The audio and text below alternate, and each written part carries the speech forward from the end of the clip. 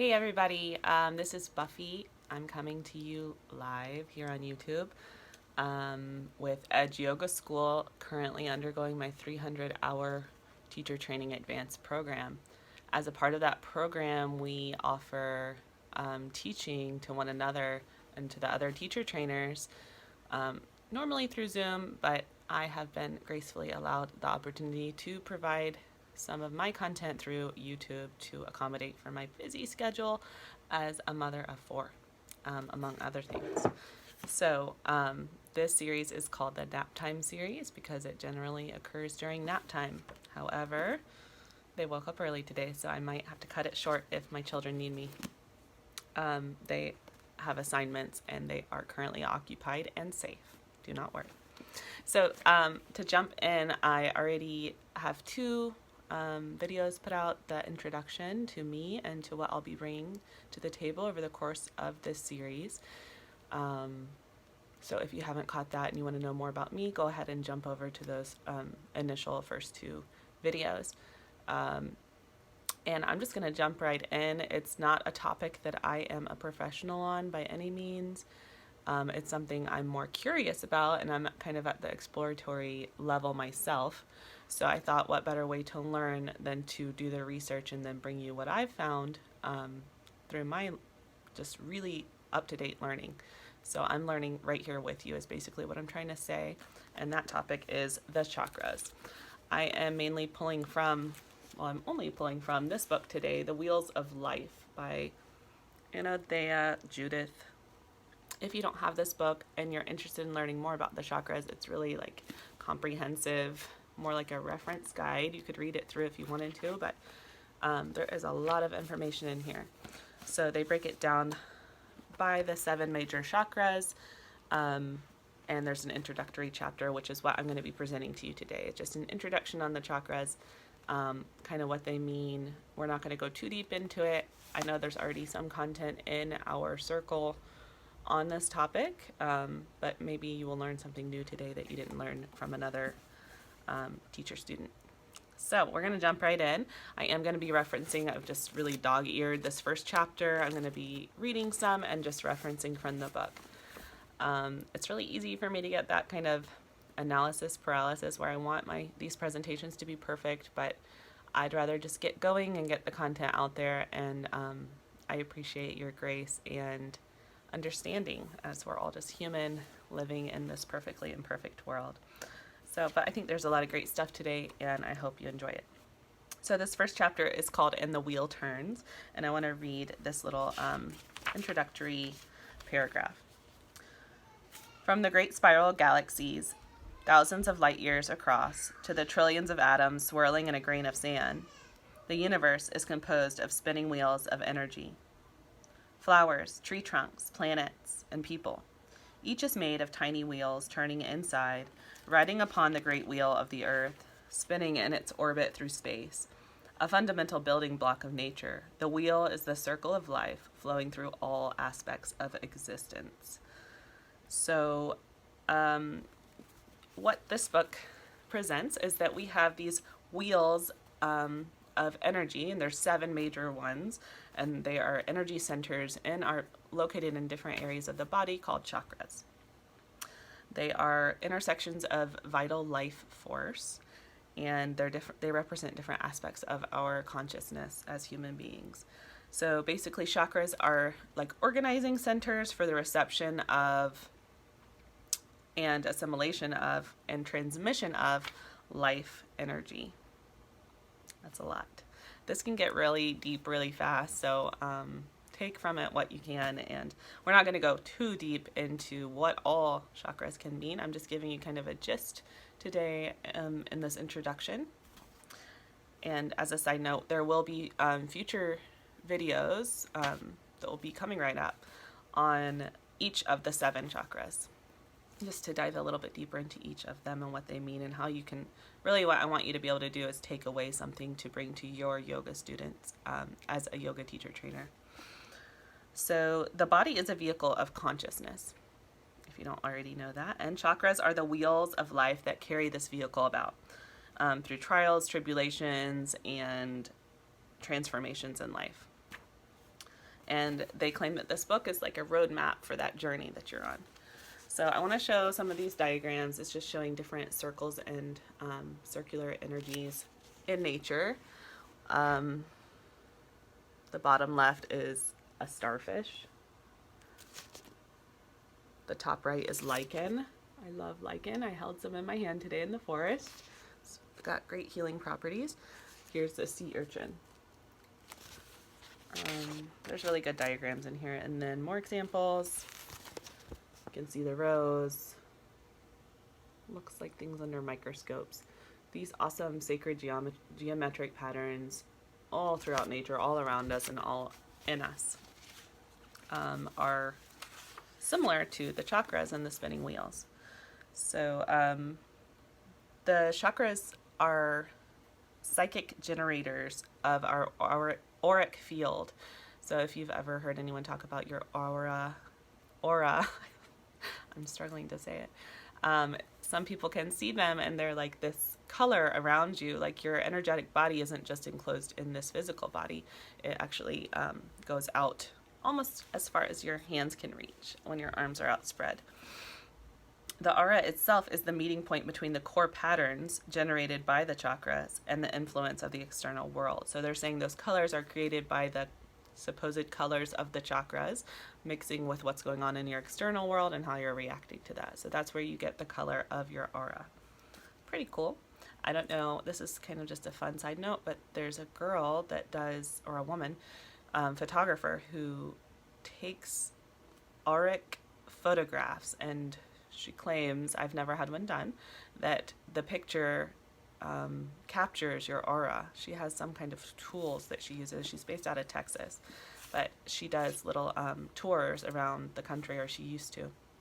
I'm not sure if she is anymore, but it's something to look into if you're interested in finding out more about your aura, or just to have that photograph, I think would be really awesome. So through modern physiology, we can see that these 7 chakras are located near 7 major nerve ganglia that emanate from the spinal column. So I'm really into that fact because I like science and I like to have proof. I'm a bit of a skeptical person. Although I do enjoy learning about things, I want them to have some backing, as most people do. So that is so cool. And that happens a lot. These ancient texts, they tell us these things that are healthy and good for us. And we're like, oh, okay, well, we'll just do that for, thousands of years, just taking their word for it. And now as science advances, we're like, oh, that's why. Okay, so the 7 major chakras are right in line with the 7 major nerve ganglia that emanate from our spinal column. But so there are 7 major ones and 7 minor ones, but because they are just literally a vortex of energy in the body, there can be any number of chakras in your body. Moving on, I'm just highlighting my favorite takeaways from this first introductory chapter here for you, again from this book. So yeah, the Sanskrit word chakra means wheel or disc, and it denotes a point of intersection where our mind and our body meet. Chakras are also called lotuses, and that just, a lotus, this is the lotus mudra, if you are familiar with mudras or hand holds, hand binds that we can take. This is the lotus. Try it if you want. The lotus really represents unfolding of the flower petals, and metaphorically describe the opening of that chakra. So as you know, well, you might know this or you might not, but lotuses are sacred in India, and they grow straight out of the mud, and that really symbolizes just a path of development from a primitive being into an enlightened being, growing straight from the mud. And they mirror starting at the base chakra at the very bottom, starting at the earth level, and evolving into the 1,000-petaled lotus. So you work at the bottom chakra first, and you go the first one, which we'll learn about next video, Muladhara, and you work all the way up to the top crown chakra, which will lead you to enlightenment. And just like lotuses, chakras have petals. So there's art associated with each chakra, and the number varies. So you start with 4 at the base, and then it multiplies to 6, 10, 12, 16 petals, 2 petals, and 1,000 petals at the crown. Just interesting little facts. And I love lotuses. I teach that lotus mudra a lot lately because it's just so representative of growing and seeking the sun despite your difficult circumstances. And it's also encourages you to just root down in order to shine forward. And they can only grow in still water. So getting still and getting quiet and sitting with your pain, sitting with your difficulty until you are able to go through it. You can't go around it. You got to go through it. So I love talking about lotuses. So yeah, chakras are just organizational centers for reception, assimilation, and transmission of life energy. I already mentioned that before. So I'm going to briefly touch on each of the chakras.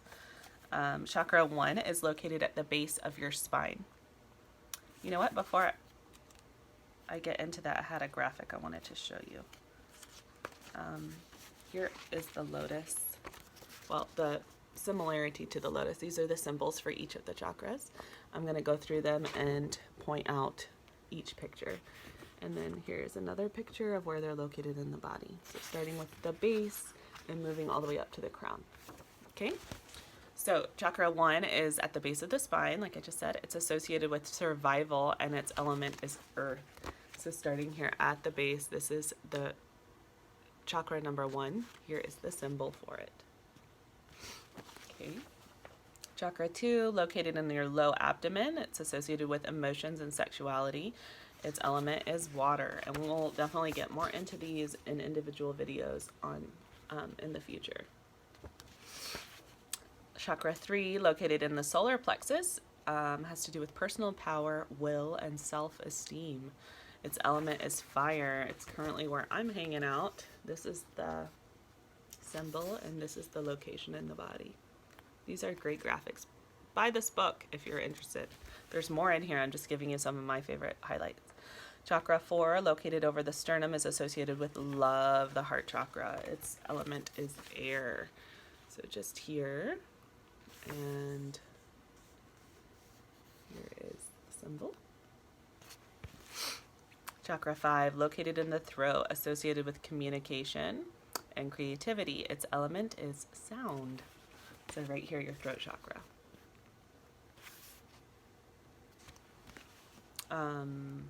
Chakra 6, located in the center of your forehead, your third eye center, associated with clairvoyance, intuition, and imagination. Element for this one is light. So it's just here. I just showed you on my own forehead. There's the symbol. And finally, chakra 7, located on the top of the head, the crown of the head, knowledge, understanding, and transcendent consciousness. The element is thought. Here is that symbol. Whoa, so many petals. And there's the location. Okay. See, this book is very concise.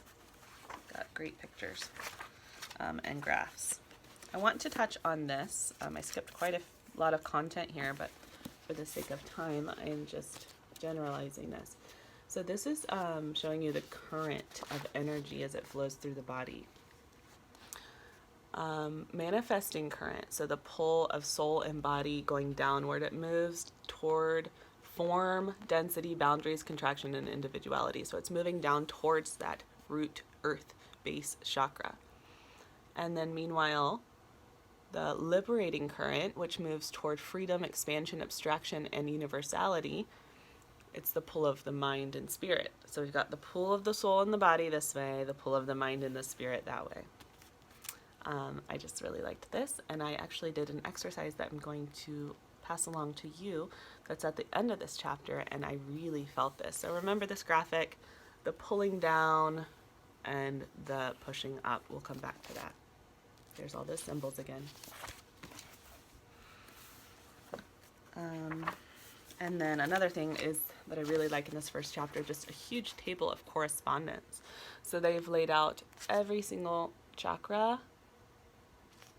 Here's the Here's like what it's going to describe. Chakra 1, 2, 3, 4, 5, and it goes on to the next page, 6 and 7. It tells you the Sanskrit name, the meaning, location, element, energy state, psychological function, resulting in like grounding or sexuality, identity, orientation to self, and all of these other things, the gland that it's associated with, the color, the seed sound. I mean, it can go on and on. The food. I will touch on some of these things in each of my corresponding videos, but this is a good table to just have for reference. If somebody asks you a question, you could just jump right to that. So, some concluding thoughts here. The lower chakras are of equal value and importance to the upper chakras for human beings at our present level of development. So some people think that because it's a lower level, like the root chakra is not as important as the crown chakra, but that's not true.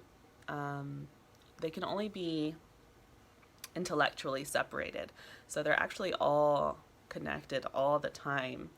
And there's no way to actually separate them. It's just intellectually. They always are interplaying in this constant interplay of energy. So don't let yourself think that the root is lesser than the crown. Okay? It's all one. The chakra also corresponds to those colors, sounds, deities, dimensions, and other subtle phenomenon. That table of correspondence, I mean, it can go on and on. You can really divide it up and learn a lot about this. If you're interested, again, grab this book. So the system of the chakras has so much value for us in our, just in personal growth and to use for diagnostic and healing. It's important to become familiar with the chakras, if for no other reason, to know yourself more and to know what you're dealing with and to know why this issue's coming up and that. And it's really enlightening to become familiar with this part of ourselves. And then how do we work with the chakras? So they can be open through various physical activities, tasks, meditations, different healing modalities, life experiences even when you're not expecting it, and general understanding. And working with your chakras can lead to a more profound state of consciousness. So that was about it from this first chapter. Introducing the chakras. Again, this is all new to me, so I'm learning right here with you. I mean, it's not new to me. I know I've been familiar with them. I've been in the yoga world for several years, and I have talked about them, referenced them, learned about them a little bit, but I'm really diving deep for the first time into this, and I'm excited to learn more. I've been working with my own chakras this past year, and I'm just kind of working my way up the chakras. So they, at the end of the chapter, they have some preliminary exercises, and they work on alignment. So for the chakras to work smoothly, they need to be aligned with one another. So that's why yoga is beneficial, because yoga helps with our alignment. I mean, yoga asana, like a yoga class. So I'm just going to walk you through the alignment exercise, and if we have time, we'll try establishing that current that I showed you that graphic for, the upward and downward pull. So if you would like to participate, please do. If you just want to listen and take note of what I'm saying, if you want to ever use this, you can, and make it your own. Standing with feet shoulder width apart, so go ahead and stand up if you need to. Stretch your hands up high over your head, reaching your whole body upward, stretching out each of your chakras. Feel how this elongated position encourages the chakras to align. So I'm just actually going to do this here and stand with you. So just reading down and reaching your arms up and just feeling the alignment in the spine. You can release the arms by your sides, taking a standing pose. When you return to your normal standing position, try to maintain that sense of height, aligning your body so that the central core of each major section, like your pelvis, your chest and throat and head, feel in direct alignment with the central axis of your body. Allow your feet to connect solidly below you and feel the central core that connects all of the chakras. Practice the same alignment from a seated position, either in a chair or cross-legged on the floor. Try slouching, it's easy for me, and returning to an erect spine, almost like a seated cat-cow, feeling the difference in your body's energy and your mind's clarity. It's true. When you are aligned and you're seated even upright, you have a clearer mind, you feel better, you feel more positive. And if you think about your body language, and when you're slouched over, it's kind of like despondent and tired maybe, but when you're straight and up, you're alive, you're awake, and you're ready, and you're aligned. So that's really cool. So that was just really simple alignment exercise, just straightening the spine, either standing or sitting. All right, we do have time for establishing the current, so I'm just going to read through the manifesting current and then the liberating current. Let me show you that graphic quickly.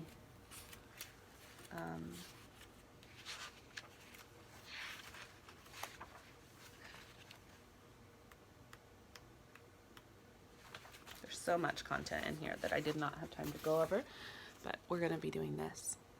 So feel free again to join me or just listen. The manifesting current, so the one going down. Stand or sit comfortably, spine straight, feet planted firmly on the floor, shoes off. Tune in to the vertical axis of your body. Allow yourself to find a comfortable position of balance where this vertical axis is calm, centered, and effortless to maintain. Breathe slowly and deeply.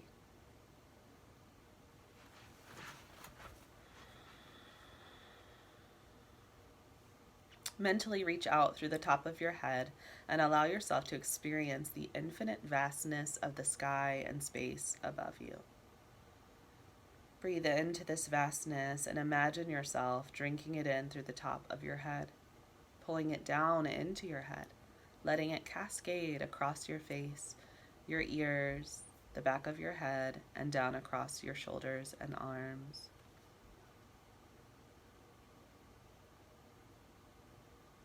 Allow your head to fill again with this cosmic energy, this time letting it tumble into your neck, down your chest, filling it as you breathe in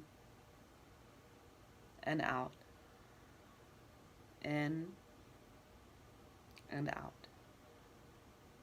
As the chest fills, let your belly release, allowing this energy to fill your solar plexus, your abdomen, your genitals, and down into your buttocks, through your legs, into your feet, and out. Let it go deep into the earth. Go back to the top of your head and repeat. As you begin the process again, you may choose to think of this energy in a more concrete form, as light, as a particular color, a form of divinity, a column of bubbles or stream of wind, or just simply movement.